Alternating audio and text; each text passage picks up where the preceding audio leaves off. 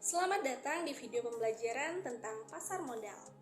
Hari ini kita akan membahas konsep dasar serta fungsi-fungsi utama pasar modal. Yuk kita mulai.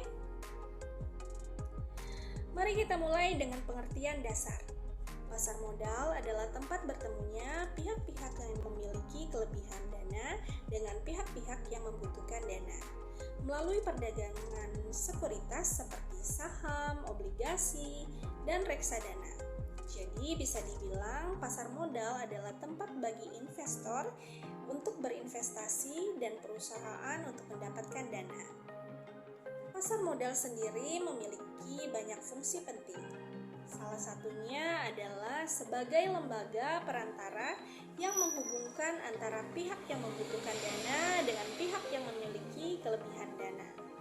Dengan adanya pasar modal, alokasi dana dapat menjadi lebih efisien. Bagaimana menurut kalian? Apakah kalian setuju? Jadi, fungsi pasar modal juga dapat membantu perusahaan dalam mendapatkan dana untuk pengembangan dan ekspansi bisnis mereka ya. Sekarang mari kita bahas tentang pasar sekunder. Pasar sekunder adalah tempat perdagangan sekuritas di antara investor setelah sekuritas tersebut dijual di pasar perdana. Terdapat dua jenis pasar sekunder, yaitu pasar lelang dan pasar negosiasi. Pasar sekunder memberikan kesempatan kepada investor untuk melakukan perdagangan sekuritas dengan tujuan mendapatkan keuntungan. Tapi sekuritas di pasar ekuitas itu apa ya? Jadi sekuritas di pasar ekuitas meliputi saham biasa dan saham preferen. Saham biasa menunjukkan kepemilikan suatu perusahaan dan dapat memberikan hak suara kepada pemiliknya. Sementara itu, saham preferen memberikan pembayaran dividen dalam jumlah tetap.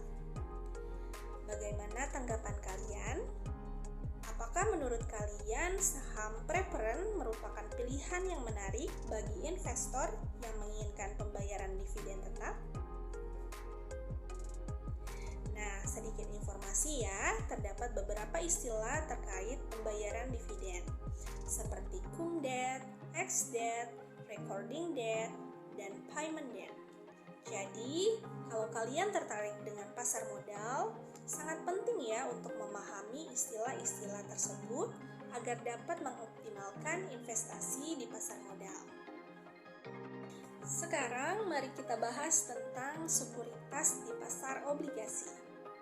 Obligasi adalah surat utang jangka menengah panjang yang dapat dipindahtangankan. Jenis-jenis obligasi meliputi obligasi perusahaan, obligasi negara, dan obligasi konversi. Obligasi perusahaan diterbitkan oleh perusahaan untuk mendapatkan dana, sementara obligasi negara diterbitkan oleh pemerintah untuk membiayai proyek-proyek pembangunan. Adapun obligasi konversi memberikan pemegangnya opsi untuk menukarkan obligasi menjadi saham perusahaan. Selanjutnya mari kita bahas tentang sekuritas di pasar derivatif.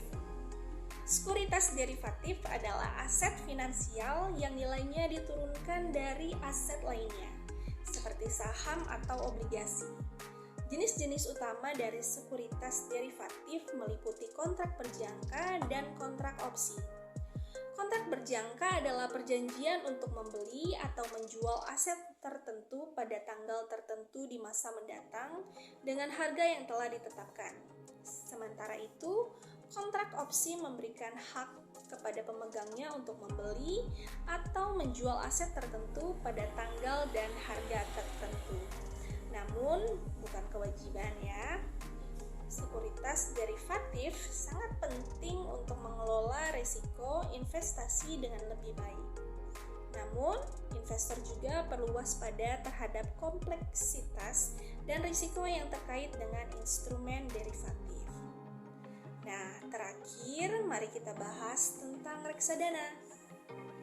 Reksadana adalah wadah investasi yang dikelola oleh perusahaan investasi.